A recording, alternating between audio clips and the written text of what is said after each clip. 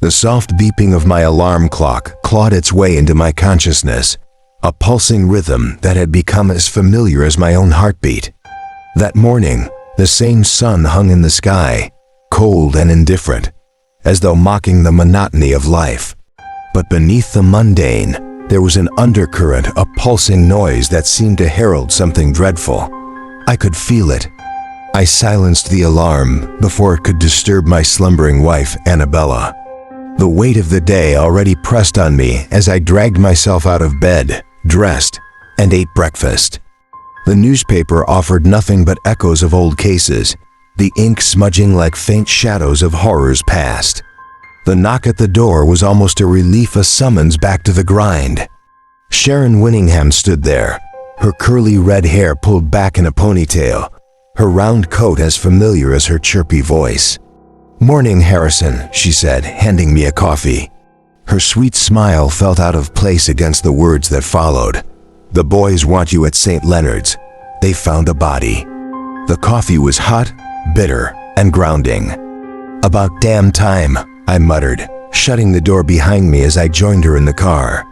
Sharon had a knack for optimism, but even she couldn't mask the grimness that hung over us like a shroud. The St. Leonard's apartment complex was a place of whispered ghost stories and damp, decaying walls. Half empty and forgotten, it loomed like a mausoleum for the living. The flickering lights of squad cars cast eerie shadows as we climbed the 4 flights to room 307. The stench hit us first, a rancid, cloying odor that spoke of death long settled in. The door had been forced open, and inside, the apartment was disturbingly pristine. No signs of struggle, no chaos. Just the body. Naked on the bed, a young man lay with his chest grotesquely opened, his lungs and heart clawed out as though by some feral beast. Yet his face was peaceful, almost serene, a contrast so stark it sent a chill down my spine. "What a sorry sight," I murmured, leaning closer to inspect the gaping wound. Sharon stood nearby, her expression grim. "This case is off," she said, her voice low. "The room, it's too clean, no struggle. Nothing out of place." We sifted through the room for clues. The bedside table yielded a photograph. The victim, Joshua Brown, smiling beside an albino boy with snowy skin and long white hair. They looked happy, almost carefree. But the emptiness in the room, the lack of a second toothbrush, the single set of clothes, spoke of solitude. Did he know his killer? I asked, holding up the photograph. Sharon tilted her head, her eyes narrowing. Maybe, if he did, it might explain why there was no struggle. Trust can be a dangerous thing. The deeper we dug, the more unsettling the picture became. Joshua had been a quiet man, his life a blank canvas to those around him. Neighbors spoke of kindness, but little else. No family, no close friends. The albino boy was a mystery, a ghost haunting the edges of Joshua's life. By the time I returned home that night, exhaustion weighed heavily on me. Annabella greeted me with her gentle smile, her frailty a stark reminder of the life I fought to protect. I didn't tell her about the case. I never did. Some things were better left unsaid. The next morning, Sharon and I returned to the apartment. The smell of damp and decay was stronger now, seeping into the walls like a curse. The deeper search revealed little Joshua had been living alone, his kitchen sparsely stocked, his belongings minimal. Yet the albino boy lingered in every clue, every photograph. In the bedroom, a dresser held a collection of small trinkets, a photograph of the albino boy, a rosary draped over a cross, and a Bible worn with use. Sharon turned the items over with careful hands. "He was religious," she said, her voice tinged with unease. I nodded, my gaze drawn back to the blood-stained mattress. The outline of Joshua's body was a grim reminder of the life that had been violently torn away. The photograph of the albino boy seemed to watch us, his pale eyes holding secrets we couldn't yet grasp. "This boy," I said, holding up the photograph, "he's more than a suspect. He's a shadow in this story. We need to find him." As the day wore on, the case wrapped itself tighter around us. its threads weaving a tapestry of quiet horror. The albino boy remained elusive, his presence felt but unseen, like a phantom haunting the edges of our investigation. And as night fell, I couldn't shake the feeling that we were not alone in this. Something lingered in the shadows, watching, waiting. The pulse of the case quickened, a heartbeat in the dark, drawing us closer to a truth that promised no solace, only more questions, and perhaps something far worse. The photograph in my hand felt cold, its edges worn as if it had been handled far too often. In the dim light, I tilted it, noticing dark patches, smudges, or stains, barely visible against the glossy surface. Turning it over, I found a scrawled message on the back. It read, "It was sunny that day. Like the sun, you light up my world, my angel." The words clung to the air like a whisper from the grave. I read them aloud, and Sharon glanced at me, her brow furrowed. "Is there something on the back of the photo?" she asked. I nodded, handing it to her. She scrutinized the writing, her lips tightening. "No name," she muttered ... I watched her reaction, trying to gauge her thoughts. "At least we know they were close. Maybe even in love." Sharon snorted softly. "A bit tacky, don't you think?" I shot her a sidelong glance. "When you find love, Sharon, you'll realize there's no such thing as tacky." Her reply was sharp, almost defensive. "You know full well I have no interest in love. It's not for me." I let the comment hang in the air, my mind already drifting back to the photograph. The albino boy's pale face seemed to stare back at me, his ghostly smile frozen in time. "We need to find out who he is," I said quietly. Sharon agreed, and we combed through the apartment for more photos or clues. But the rest of the search yielded nothing but a growing unease. The rooms were too clean, too still, like a dollhouse left abandoned. Later that afternoon, the station's pathologist, Dr. Artyom, called us to the lab. His voice was clipped, almost reluctant, as he requested our presence. When we arrived, the stark brightness of the lab felt oppressive. The victim's body lay on the metal table, covered by a thin white sheet. Artyom greeted us with his usual detached professionalism, but there was a flicker of unease in his pale blue eyes. "This case," he began, pulling the sheet back to reveal the mutilated chest cavity, "is unusual." Sharon and I leaned closer, the stench of preserved flesh mingling with antiseptic. The victim's ribcage had been pried open, his lungs and heart savaged. Bite marks marred the remaining tissue, jagged and inhuman. "Bite marks?" Sharon's voice cracked slightly, her usual bravado faltering. "Yes," Artyom replied, his tone clinical. "The pattern suggests small, needle-like teeth, not human." The room seemed to close in around us. My stomach churned as I imagined what kind of creature or person could do this. "Not human," Sharon whispered, her gaze fixed on the grotesque wound. "Then what?" Artyom shrugged, his expression unreadable. "Perhaps someone with enhancements. Humans are capable of strange things." The rest of the autopsy report was no less unsettling. The victim's body bore no signs of struggle, yet the violence was undeniable. It was as though he had willingly let himself be torn apart. That night, I couldn't sleep.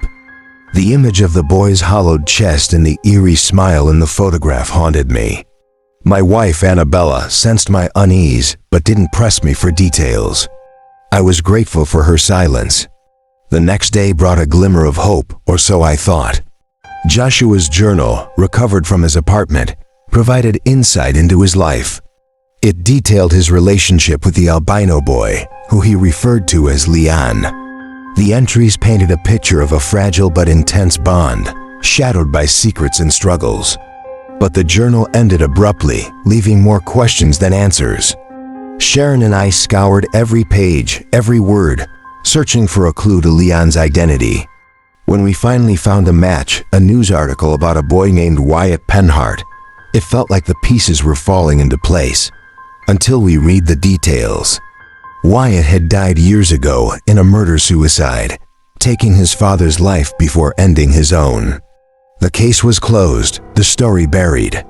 Sharon leaned back in her chair, her face pale. If Wyatt's dead, then who the hell is in that photo with Joshua?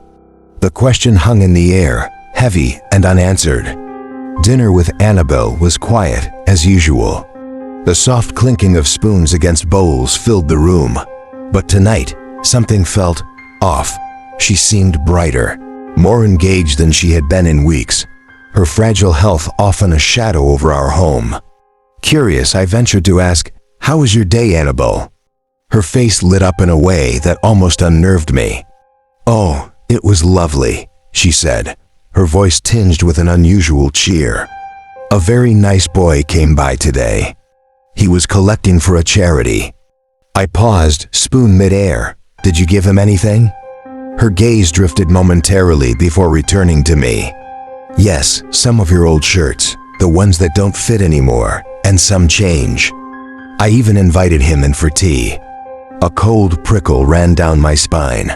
Annabelle never invited strangers in, not since her stroke. "Did he come in?"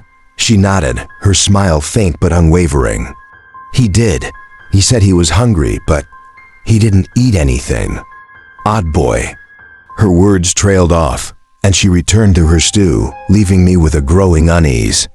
The following days passed in a blur of dead ends and monotonous statements about Joshua's reclusive life. The investigation felt like chasing shadows, and I was beginning to doubt we'd ever piece together the truth. That was until Dr. Arcady, our pathologist, appeared in my office one late night, his pale face unreadable.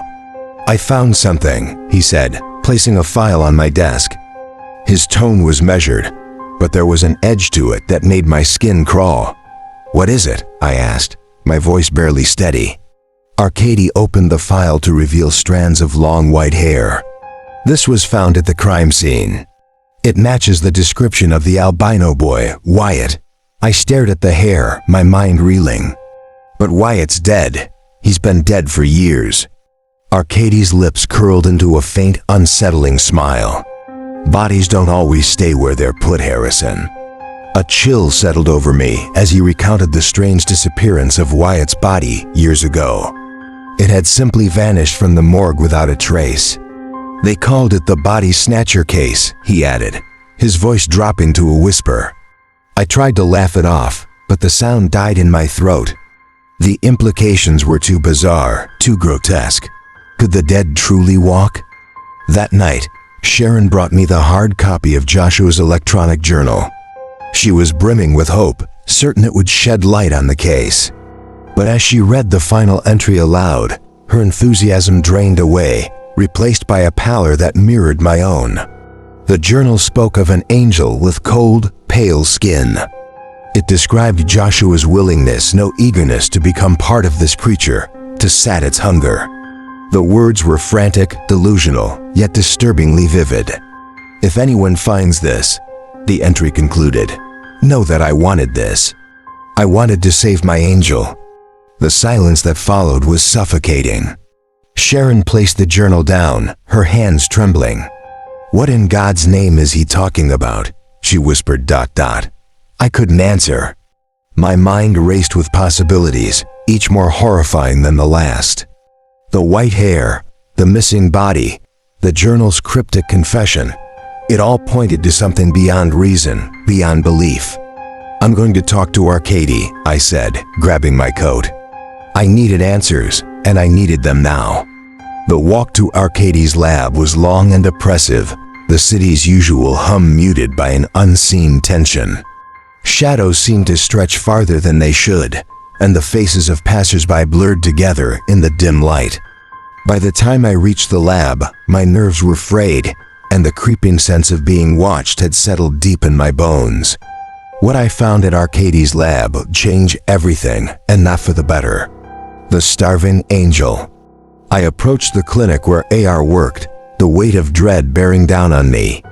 The journal's cryptic words, the white-haired boy's face, these thoughts gnawed at my mind. As I stepped through the clinic doors, I intended to call for AR, but my attention was immediately captured. In the farthest chair sat a boy, his clothes tattered, his hair long and ghostly white. His skin gleamed like marble under the fluorescent lights, and his dead blue eyes bore into me. My breath hitched, my chest tightening as I froze in place. "Harrison, what are you doing here?" R's voice startled me. I turned to him, gripping his arm in desperation. "Look, over there." I pointed to the chair, but it was empty.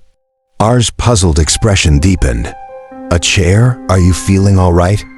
I stammered, unable to form words, and nodded weakly. Adyar sighed and led me to a small conference room. "Sit, I'll get us some coffee," he said, his tone gentle but firm. Left alone, I tried to steady my breathing. Stress, I told myself. It had to be stress. Yet the image of the boy lingered, his lifeless eyes haunting me. AR returned with 2 cups of steaming coffee and a folder under his arm. As he set the cup in front of me, I felt a fleeting moment of calm. "What happened out there?" he asked after a pause. I hesitated. I think the stress is getting to me." R studied me, his brow furrowed. "Harrison, you're pushing yourself too hard. You should be at home with your wife, retired." I bristled but said nothing. He softened his tone. "Look, this case is eating at you. Let the others handle it. Spend time with your wife. She needs you." Reluctantly, I agreed. The walk home was uneventful at first, the city alive with its usual bustle. I tried to focus on the mundane. Couples strolling, children playing, a man humming to music at a bus stop. For a moment, I felt lighter, the weight of the case lifting. Then I saw him again. The white-haired boy stood across the street, his dead blue eyes fixed on me. My heart raced as I blinked, and he was gone. I quickened my pace, but he appeared again, his pale neck marred by purple bruises. Each time I saw him, he was closer, his face streaked with tears, his hair stained crimson. By the time I reached my home, I was running, my breath ragged. Fumbling with my keys, I burst through the door, desperate for the sanctuary of my home. But something was wrong. The money pot lay shattered on the floor. A lamp was overturned, and picture frames hung askew. Then I heard it, a rasping, erratic gasp, ... I rounded the corner and found my wife on the floor, convulsing. Her eyes were unfocused, her face slack on one side. "Annabelle!" I cried, rushing to her side, but then I saw him. The boy stood in the corner, his head tilted, his eyes hollow. "So hungry," he whispered. Moonlight spilled through the window, and his form changed. Vast, glowing wings unfurled, their light blinding. A halo shimmered above his head, but his hands were claws, dripping crimson. His mouth, lined with rows of jagged teeth, opened in a grotesque smile. I screamed, shielding my wife as the creature stepped closer. "Stay back," I shouted, but it didn't listen. The angel crouched, its claws twitching. "Hungry," it murmured again before lunging. I blacked out. When I woke, the room reeked of rot. My wife's body lay torn apart, the angel hunched over her, devouring her flesh with feral abandon. "Get off her!" I screamed, grabbing my gun and firing. Each bullet struck its mark, but the creature didn't flinch. The wounds closed instantly, the bullets falling to the floor. Desperate, I fired until the chamber clicked empty. The angel turned to me, its bloody mouth curling into a grin. The neighbors found me hours later, cradling my wife's mutilated body. They said I was raving about monsters. I retired from the force soon after, haunted by the angel's presence. At my wife's funeral, I saw him again, standing at the edge of the cemetery, his dead eyes watching. Now I live alone, my health failing. Aya warns me of my fragile heart, but I know it won't matter. The angel visits me every night, his wings casting an eerie glow over my room. He whispers to me, his voice a chilling echo, "I'm hungry." As my chest tightens and my vision fades, I see him one last time, his eyes alight with hunger. If there is a God, he has forsaken us, leaving only his monsters to roam the earth.